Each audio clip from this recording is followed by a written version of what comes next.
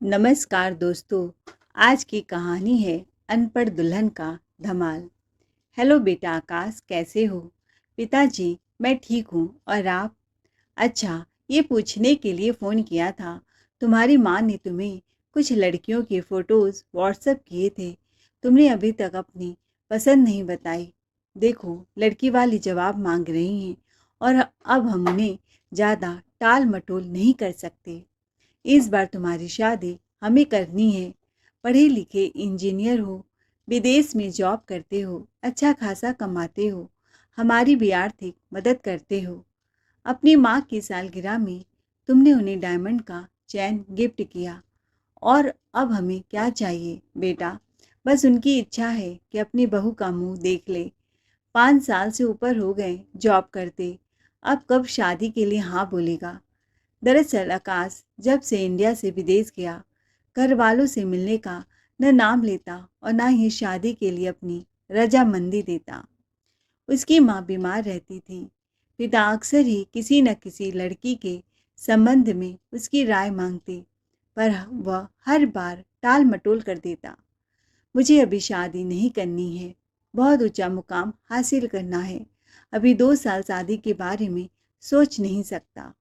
फिर एक रात उसके पिता ने अचानक से रात के करीब 12 बजे फ़ोन किया और रोते हुए राम प्रसाद जी बोले, बेटा तेरी माँ को अचानक से दिल का दौरा पड़ गया है।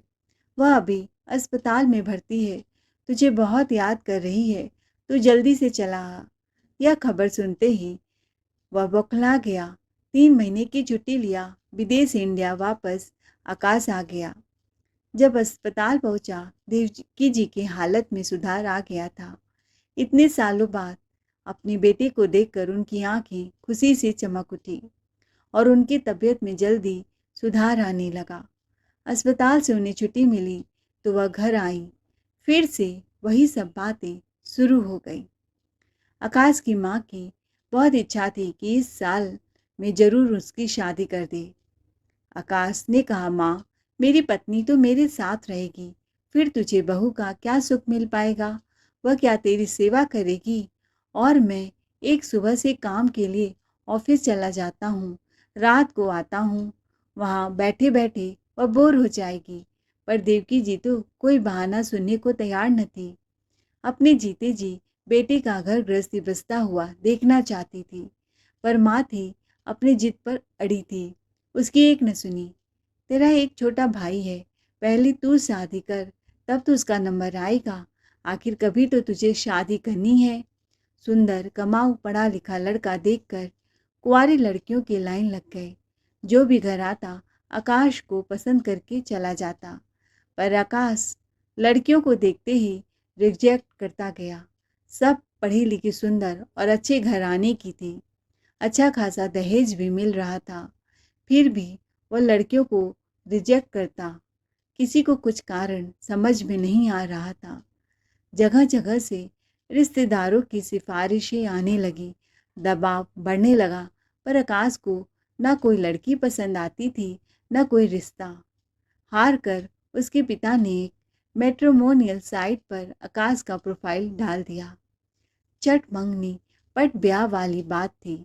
दूसरे ही दिन ढेर सारे फ़ोन और ईमेल आने लगे। उन बहुत सा ईमेल और फ़ोन में आकाश ने 3 ईमेल को शॉर्टलिस्ट किया। वह 3 लड़कियां पढ़ी लिखी नहीं थी, न ही संपन्न घराने की थी। इनके परिवार निम्न मध्यम वर्गीय परिवार से थे।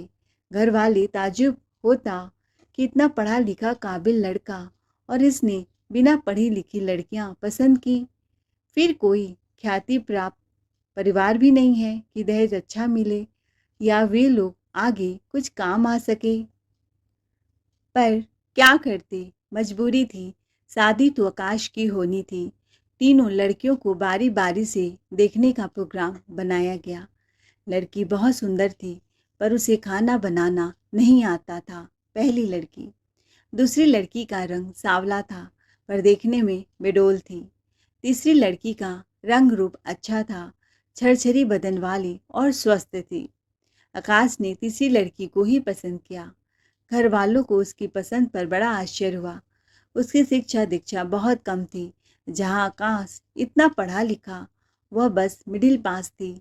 पढ़ाई के संबंध में आकाश ने कहा, मुझे कौन सा उसे नौकरी कराना है, मैं क्या बीबी का कमाई खाऊंगा, मैं स्वयं ही बहुत कमा लेता हूँ।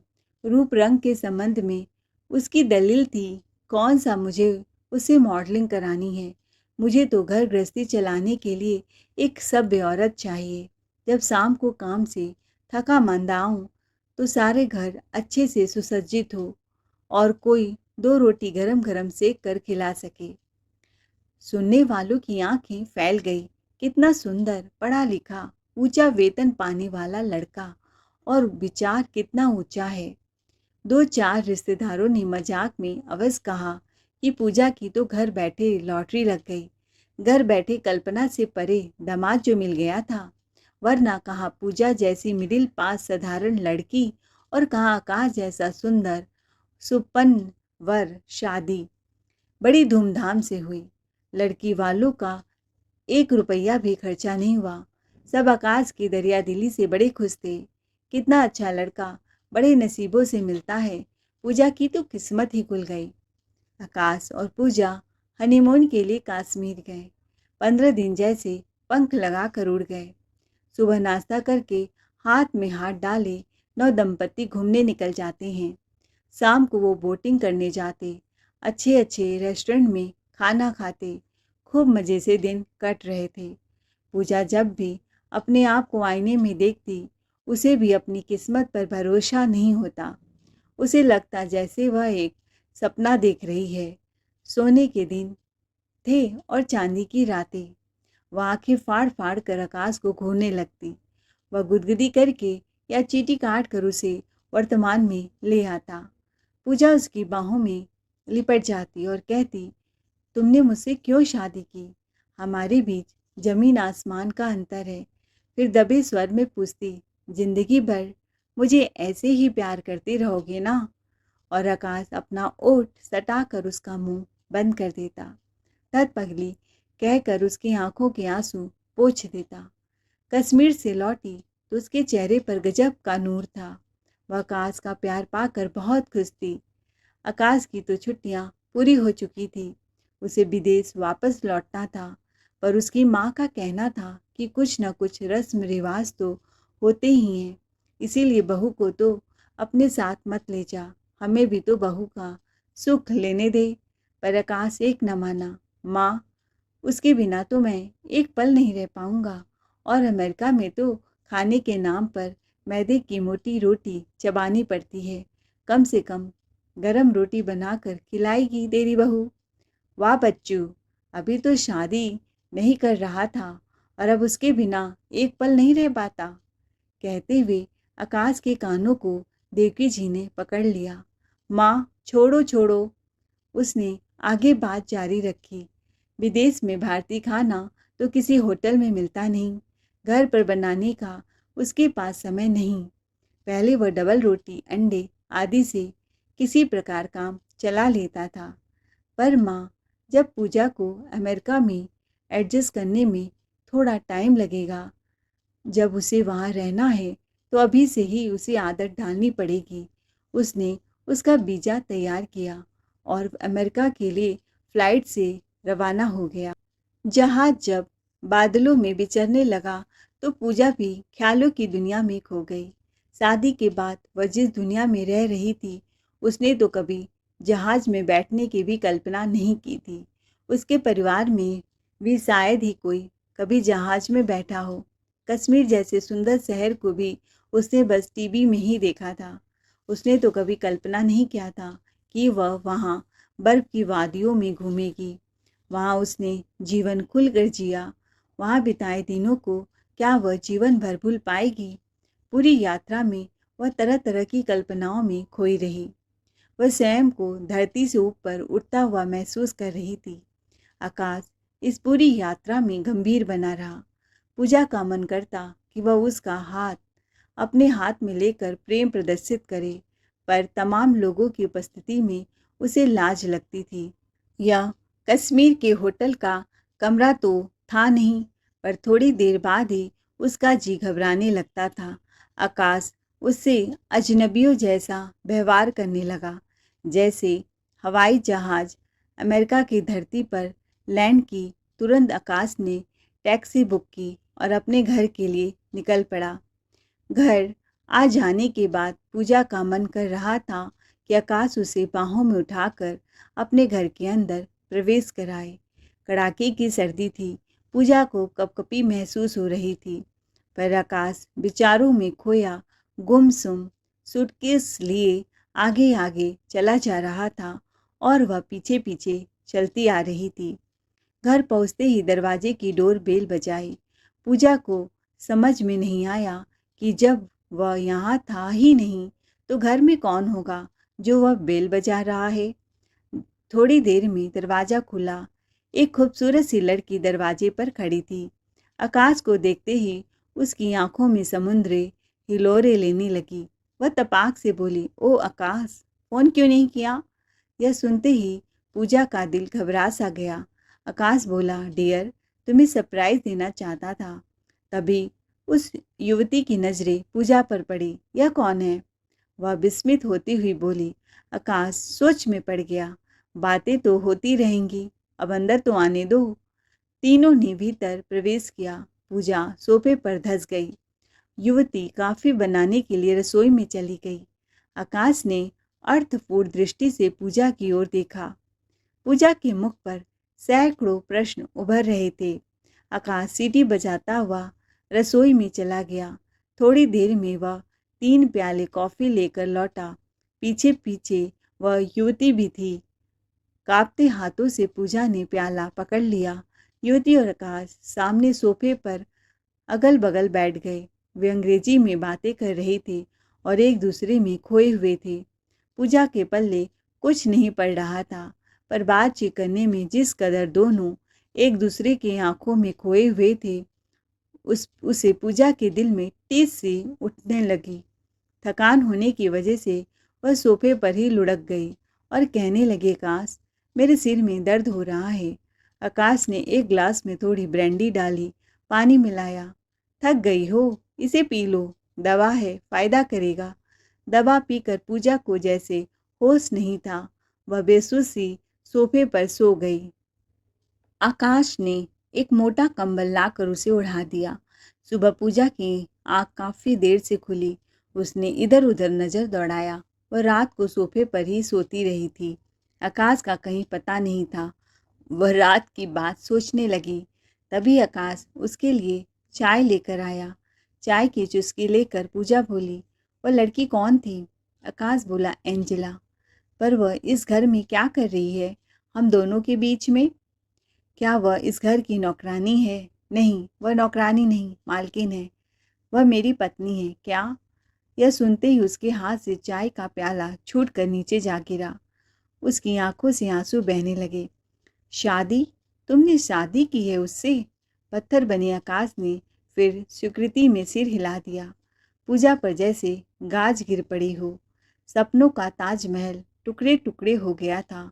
हंसती गाती नाचती हुई परी के जैसे किसी ने पंख काट दिए हो। क्षण भर थकी सी रह जाने के बाद उसने माथा पीट लिया। वह रोती जा रही थी और बिना उत्तर की प्रतीक्षा किए उसका कॉलर पकड़कर सवाल पर सवाल किए जा रही थी। फिर तुमने मुझसे शादी क्यों की? मेरे घर वालों को धोखा क्यों दिया? मेरी ज़िंदगी क्यों खराब की? मुझे यहाँ क्यों लाए? मुझे रंगीन सपने क्यों दिखाए? मैं तुम्हें क्या समझती थी, पर तुम तो कुछ और ही निकले, झूठे, बेईमान। वह आकाश का मुंह नोचने लगी। आकाश अपनी मजबूरी बताने लगा। एंजेला के कारण ही मुझे अच्छी नौकरी मिली है। उसका बाप इस कंपनी का ओनर है। एंजेला उसकी इकलौती बेटी है। वह सुंदर है, पढ़ी लिखी है, स्वयं भी उसी कंपनी में काम करती है। उसे तो मेरे जैसे कितने ही मिल जाते, परदेश में कौन किससे पूछता है। पूजा ने उसके हाथों को एक और झटक दिया और फुफकारती हुई बोली, फिर दूसरी शादी करने की क्या जरूरत थी? बीबी के बिना पल भर भी नहीं रहा जाता तो उसे साथ ही भारत ले जाते। वहाँ यह सब नाटक रचने की क्या जरूरत थी? आकाश ने समझाने की कोशिश की। मैंने एंजेला से शादी की है, किसी को खबर नहीं दी थी। घर वाले न जाने क्या सोचते। फिर वहाँ छोटे भाई बहन के रिश्ते होने में दिक्कत आती। माँ बाप की खानदान की शान मिट्टी में मिल जाती। एंजेला को वहाँ कौन स्वीकार करता। पूजा भड़क उठी। अपने खानदान की इज्जत के लिए दूसरे की इज्जत पर डाका डालना कहाँ की महानता है। छिपाए रखना था तो वहाँ कह देते कि मुझे शादी नहीं करनी। कोई ज़बरदस्ती तुम्हारे गले में अपनी लड़की बांध नहीं देता। तब तो कह रहे थे मुझे सीधी सादी घरेलू लड़की चाहिए।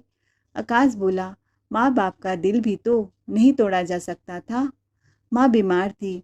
इंडिया पहुँचते ही वे हर समय एक ही रट लगाए रहती थी। इसीलिए मैंने अधिक पढ़ी लिखी या ऊंचे परिवार की लड़की नहीं देखी। पूजा रोते हुए बोली, पढ़ी लिखी होती तो कोर्ट कचहरी जाकर ऐसी तैसी कर देती। तुम्हें पैरों की जूती बना कर रखती। अलग रहकर कमा खा तो सकती थी। ऊंचे खानदान की होती तो घर वाले जरा सी भनक पड़ते ही नाक में नकेल डाल देते। भोले भाले गरीब लोगों को जाल में फंसा लिया। आकाश अपनी सफलता पर मंद मंद मुस्कुरा रहा था। पूजा फिर भड़की।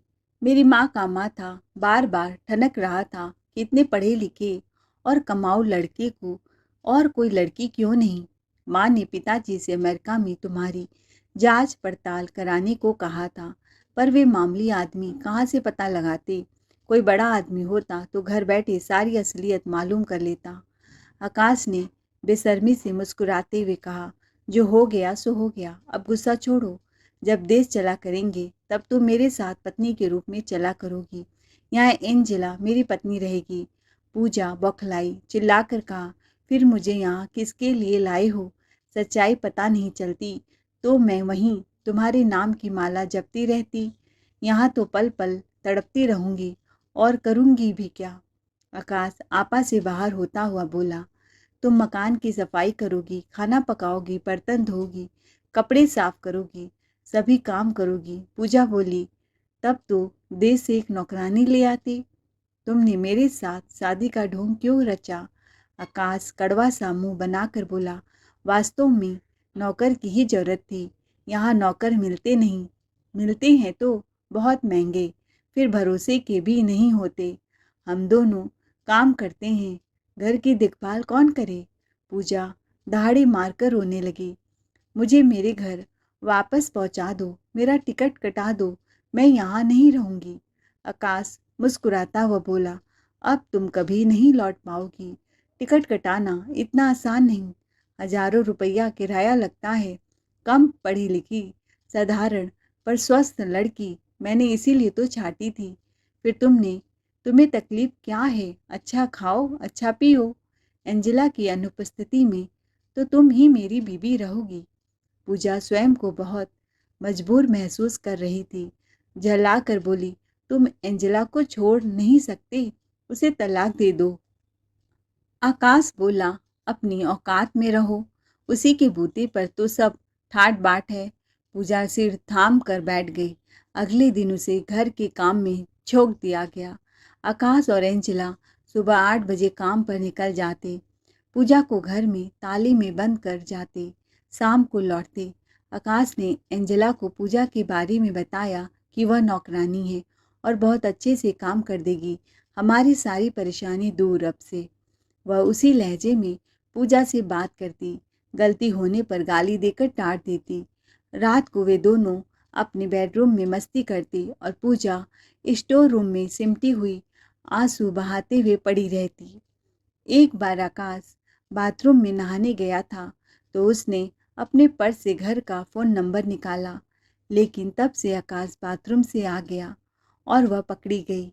आकाश ने उसके गाल पर एक जोरदार तमाचा जड़ दिया, यह कहते हुए यहाँ से भागने की कोशिश मत करना। फिर भी उसने घर से निकलकर भागने की कोशिश की, पर फिर भी पकड़ी गई। आकाश ने उसे जानवरों की तरह मारा पीटा। भागने का कोई रास्ता नहीं दिख रहा था। किसी तरह घर से निकल भी पड़े तो जाए कहाँ। वैसे वह हरदम तैयार रहती थी। गर्म कपड़ों के नीचे अपने साथ जेवर हर समय पहने रहती थी। सगाई की हीरे की अंगूठी भी अभी तक उतारा नहीं था। एंजेला हमेशा अपने ऑफिस गाड़ी से जाती थी। उसका गाड़ी एक 30 साल का भारतीय सरदार चलाता था। एक दिन वह फाइल घर में ही भूल गई तो उसने कहा, विक्रम सिंह, आकाश सर घर में हैं, उनसे फाइल ले आओ। ड्राइवर ऊपर गया। आकाश ने पूजा को आवाज़ दी कि डेस्क में से रेड कलर की फाइल विक्रम सिंह को दे दो। परदेश में पहली बार भारती को देखते ही उसके दिल में आशा की एक किरण उठी। मौका देखते ही पूजा ने एक पेपर में लिख दिया, प्लीज़ मेरी मदद करें। एक भारतीय होने के नाते मुझे धोखा दिया गया है। मैं भारत जाना चाहती हूँ। यह कागज़ को मोड़कर फाइल देते हुए उसने दूसरे हाथ में विक्रम सिंह को पकड़ा दिया। विक्रम सिंह जब बाहर जाता है तो वह पेपर पढ़ता है। पढ़ते ही वह चौंक जाता है। कैसी मदद यह नौकरानी मांग रही है। उसे किसी अनहोनी की शंका होने लगी। अंत में एक दिन अवसर हाथ आ ही गया। आकाश और एंजेला के विवाह की 5वीं वर्षगांठ थी। मेहमानों से घर खचाखच भरा हुआ था। विक्रम सिंह की ड्यूटी लगी थी कि पार्टी खत्म होने के बाद वह मेहमानों को उनके घर छोड़ आएगा। काफ़ी रात तक खाना पीना, नाचना गाना, शोर शराबा चलता रहा। ऐसे में पूजा का किसको ध्यान था। वह विक्रम सिंह को चाय पिला रही थी और अपनी सारी आप बीती उसे सुनाई जा रही थी। विक्रम सिंह तो जैसे हक्का बक्का रह गया और उसने चुपके से उसके कान में कुछ योजना बताई। खिलाने पिलाने का काम निपटाकर सबको जाम पर जाम पिला दिया। नशे में सब झूम रहे थे। वह चुपचाप विक्रम सिंह के साथ निकल पड़ी। रात के 12 बज रहे थे। रास्ता ठीक तरह मालूम नहीं था, फिर भी वह अनजान के साथ भागती जा रही थी। बहुत अपना सा लग रहा था।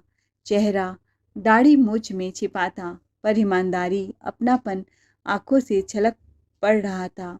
वह सरदार विक्रम सिंह टैक्सी ड्राइवर था। पूजा ने जब सरदार विक्रम सिंह को देखा तो उसे लगा जैसे वह पंजाब में कहीं अपने गांव में खड़ी है। अपने डेरे पर पहुंचकर पूजा को सब तरह से तसल्ली देकर उसकी आप बीती फिर से सुनी, क्योंकि वहाँ म्यूजिक के चलते वह पूरी बात सुन भी नहीं पाया था। पूजा ने जब कहना बंद किया तो विक्रम सिंह की आंखें नम हो चुकी थी। कुछ साल पहले उसकी अपनी सगी बहन को भी कोई डॉक्टर इसी प्रकार ब्याह कर ले आया था। बहुत दिनों बाद बहन ने जैसे तैसे किसी प्रकार फ़ोन किया था, पर जब तक विक्रम यहाँ तक पहुँचने का जुगाड़ कर पाया, वह जानवर उसे बेच चुका था। उसने ऐसे ही कितने किस्से सुनाए कि किस प्रकार प्रवासी भारतीय छुट्टियों में देश जाने पर विवाहित होते हुए भी दूसरी शादी कर लेते हैं। कोई कोई तो मोटा दहेज भी समेट लेता है। उस लड़की को फिर रखेल की तरह रख लेते हैं। पतिव्रता भारतीय स्त्री पति को सब कुछ मानने वाली जिंदगी से समझौता कर लेती हैं। जिस हाल में पति रखे उसी में खुश रहने की कोशिश करती हैं। कुछ तो इतने नीच होते हैं कि अपनी पत्नी को बेस तक डालते हैं। अक्सर ऐसी शादियां चटपट हो जाती हैं। लड़के की सामाजिक और आर्थिक स्थिति का स्वदेश में किसी को पता नहीं रहता। जैसा कह दिया वैसा मान लिया। लड़कियों को भी विदेश घूमने का चाव रहता है। इससे अभिभावक का बोझ सहज ही हल्का हो जाता है। लड़की के साथ क्या बीत रही है, कौन देखने आता है, किसको खबर मिलती है। विक्रम ने पूजा के आंसू पोंछे। वह विक्रम से भारत पहुंचा दिए जाने की जल्दी जिद कर रही थी, पर विक्रम ने कहा कि अपराधी को भी तो कुछ दंड मिलना चाहिए। अपने घर में पूजा को ठहराकर वह एंजेला के काम में दोबारा चला गया ताकि किसी को उस पर कोई शक न हो। कुछ दिन बाद उसने अपनी जान पहचान के एक वकील से सलाह ली। उसने पूजा के घर फ़ोन कर शादी पर छपे निमंत्रण पत्र की तथा शादी में खींचे सभी फोटोग्राफ की प्रतियां मांगी। वकील के माध्यम से यह सब चीज़ें एंजेला के पिता को दिखाई गई। वह करोड़पति एकदम से भड़क उठा। आकाश से बात करने से पहले उसने आकाश और पूजा के कुछ युगल चित्र एंजेला को दिखाए। शादी के फोटो एंजेला गंभीरता से देखती रही। शायद वह उसे कोई धार्मिक रीति रिवाज समझ रही थी। वर वधू के वेश में आकाश और पूजा ठीक से पहचानने में भी नहीं आ रहे थे। पर कश्मीर के फोटो देखकर तो एंजेला एकदम बदक गई। कहीं झील में नाव पर, कहीं पहाड़ी की चोटी पर, कहीं जुल्फे संवारते हुए, कहीं शरारत से मुस्कुराते हुए। चित्रों से दिल की धड़कनें साफ सुनाई पड़ रही थी। इन चित्रों में पूजा को एंजेला ने पहचान लिया। घर पहुंचते ही उसने आकाश की खबर ली। तुम तो उसे नौकरानी बताते थे, क्या तुमने उससे शादी नहीं की है? तुमने ऐसा क्यों किया? आखिर मुझ में क्या कमी थी? क्या मैं सुंदर नहीं थी? क्या मैं कम पढ़ी लिखी थी? क्या नहीं था मुझ में? तुम्हें नौकरी दिलाई, फ्लैट का मालिक बनवाया, गाड़ी दिलाई, क्या नहीं दिया? लेकिन तुम। और उसने गुस्से में गालियां बकना आरंभ कर दिया। आकाश ने समझाने की बहुत कोशिश की, पर उस रात एंजेला ने बेडरूम के दरवाजे नहीं खोले। स्टोर रूम में पूजा जहां रात काटी थी, वहीं उसे भी करवट बदलनी पड़ी। वह बहुत परेशान था। पूजा गायब हो चुकी थी। अब कहाँ है, उसे इस बारे में कोई पता नहीं। यह तो वह जान चुका था कि अभी वह वहीं अमेरिका में है। वैसे उसका जाना भी मुश्किल था। उसके पास किराए के पैसे कहाँ थे, ना ही वह कुछ तौर तरीका जानती है। पर आखिर एंजेला को किसने भड़का दिया? वह तो कुछ तालमेल नहीं बैठा पा रहा था। पूजा की गायब हो जाने से उसे इतनी चिंता नहीं थी जितनी एंजेला के दूर जाने की।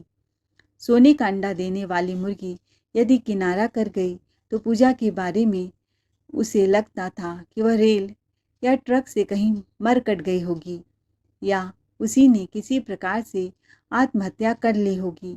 उसे तो एंजेला की चिंता थी। अगले दिन कंपनी के डायरेक्टर और एंजेला के पिता ने उसे अपने केबिन में बुलाया और स्पष्टीकरण देने के लिए कहा। आकाश के चिंतित चेहरे को देखकर कोई भी सच्चाई का सहज अनुमान लगा सकता था। उसने अपनी सफाई देते हुए कहा कि इस सारे कांड के पीछे कोई ऐसा आदमी है जो डरा धमका कर अपना काम निकालना चाहता है। डायरेक्टर ने आकाश को 1 सप्ताह का समय दिया। पूजा का मन अमेरिका में बिल्कुल नहीं लग रहा था। पर यह प्रश्न था कि वह घर जाने का साधन कैसे जुटाए, किसके साथ जाए। सकुचाते सकुचाते उसने विक्रम से अपना प्रस्ताव प्रकट किया। विक्रम को कोई आपत्ति नहीं थी। यहाँ का काम तो उसका वकील संभाल लेता। उसकी कोई विशेष आवश्यकता भी नहीं थी। यहाँ काम हो ही चुका था। अब तो विस्फोट की प्रतीक्षा थी। पर सवाल यह था कि वह स्वदेश लौटे तो कैसे। विक्रम भी कोई धन्ना सेठ तो नहीं था। 3 साल में गाड़ी चलाकर यहाँ जो कमाया था उसी से टैक्सी खरीद ली थी। फक्कड़ आदमी था। सुबह शाम एंजेला मैडम की ड्यूटी करता था, रात को टैक्सी चलाता। जो पैसे कमाता अपने माता पिता को वतन भेज देता। पूजा ने जब अपने जेवर उसके सामने रखे तो वह उसकी समझदारी का कायल हो गया। बोला, देसी तूने तो पढ़े लिखे के भी कान काट दिए। वह पूजा को देसी कहकर पुकारता था। विक्रम ने भी वतन लौटने का प्रोग्राम बना लिया। न्यूयॉर्क में उसके कुछ जानकार लोग थे। टैक्सी और जेवर का ठीक ठाक सौदा हो गया। बिना पूर्व सूचना की एक शाम विक्रम के साथ 7 समंदर पार कर अम्बाला में अपने घर के द्वार पर खड़ी थी। घर वाले हैरान थे। उससे भी बड़ी हैरानी की बात थी विक्रम का साथ होना। पूजा की भाभी बोली, लगता है मुंह काला करके आई हैं ननंद जी। खुसुर फुसुर सब कर रहे थे। फिर पूजा ने अपनी करुण कहानी घर वालों को सुनाई। पीठ पर मार के निशान दिखाए। उन्हें बताया कि घर से भागते समय उसे यह आशा नहीं था कि अब कभी माता पिता से मिल भी सकेगी। विक्रम का वह लाख लाख शुक्रिया कर रही थी। वह नहीं मिलता तो पता नहीं आज वह कहाँ होती। पूजा की माँ ने अपने पति को आड़े हाथ लिया। मुझे तो दाल में काला पहले ही नजर आया था, पर तब कैसे ठसक कर बोले थे कि तुझे तो चांद में भी दाग नजर आता है। पूजा के पिता ने माथा पीट लिया। वाकई में मेरी आंखें चौधिया गई थी। हमें अपनी हैसियत देखनी चाहिए थी। हमारे लिए तो विक्रम जैसा सीधा साधा आदमी ही ठीक रहता। अगले दिन विक्रम ने पूजा के पिता से अकेले में बातचीत की। अमेरिका में जो कुछ हुआ उसके बारे में बतलाया और वकील दोस्त द्वारा दिए गए जरूरी कागज संभलवाए। इनमें आकाश और एंजेला की पहली हुई शादी की रजिस्ट्री की नकल भी थी। विक्रम ने कहा, आप पूरे मामले पर ठंडे दिमाग से सोच ले, फिर जैसा उचित समझे करे। यहाँ की अदालत में धोखाधड़ी का मुकदमा चलाया जा सकता है। आकाश को दिन में तारे नजर आ जाएंगे। यहाँ आकर पैरवी करने में नानी याद आ जाएगी। अखबारों में भी खबरें छपी, खानदान की शान की सब ठसक निकल जाएगी। इससे विदेशों में बसे उन भारतीयों को भी सबक मिलेगा जो इस तरह की हरकतें करते हैं। अंतिम वाक्य कहते कहते उसका गला भर आया। आंखों से आंसू झड़ने लगे। तब उसने अपनी इकलौती बहन का किस्सा सुनाया। पूजा के पिता ने उसे छाती से लगा लिया, आंसू पोंछे। विक्रम ने यह कहकर विदा ली, मेरे लायक सेवा हो तो बताना, मेरा यह पता है। मुझे तो टैक्सी चलानी है, वहाँ नहीं, यहीं चला लूँगा। जैसा ठीक समझे तय कर ले। पूजा के पिता ने अपनी पत्नी से बात की। दोनों ने पूजा के दिल की थाह ली। वह आकाश के साथ किसी कीमत पर रहने को तैयार नहीं थी। सगे संबंधियों से राय ली। 15 दिन बाद अदालत में मुकदमा दायर किया गया। पैसे के अभाव ने पूजा के पास केवल एक हीरे की अंगूठी थी। उसने उसे बेच दिया। आकाश ने एंजेला से समझौते की बहुत कोशिश की, पर वह तलाक पर अड़ी थी। करोड़पति बाप की उस बेटी को पतियों की क्या कमी थी। उसे सबसे बड़ा मलाल यह था कि आकाश ने उससे झूठ क्यों बोला। पूजा को नौकरानी बतलाया। अनजाने में पूजा के प्रति किए गए अपने व्यवहार के लिए वह बहुत लज्जित थी। वह पूजा को खोजकर उससे माफ़ी मांगने को आतुर थी। आकाश से तलाक का मतलब आकाश के लिए अपने अस्तित्व पर कुठाराघात था। यह नौकरी हाथ से जा ही रही थी। अन्य कहीं भी ढंग से नौकरी भी मिलने की उम्मीद नहीं थी। जहाँ भी जाएगा पुरानी कंपनी में किए गए अच्छे काम का प्रमाण पत्र देना होगा। झूठ बोलकर तिकड़मबाजी करके नौकरी मिल भी गई तो देर सबेर नई कंपनी वाले पुरानी कंपनी की रिपोर्ट अवश्य मांगेंगे। उसका भविष्य बालू की तरह बह जाने वाला था। तभी भारत से अंबाला की अदालत से कचहरी में पेश होने का सम्मन पहुंचा। आकाश ने सिर पीट लिया। उसके घर वालों को लिखा कि पूजा को गलत फहमी हो गई है, समझा बुझा कर मामला रफा दफा कर दे। आकाश के पिता अंबाला जाकर पूजा के पिता से मिले और सब जानकर स्वयं विस्मित रह गए।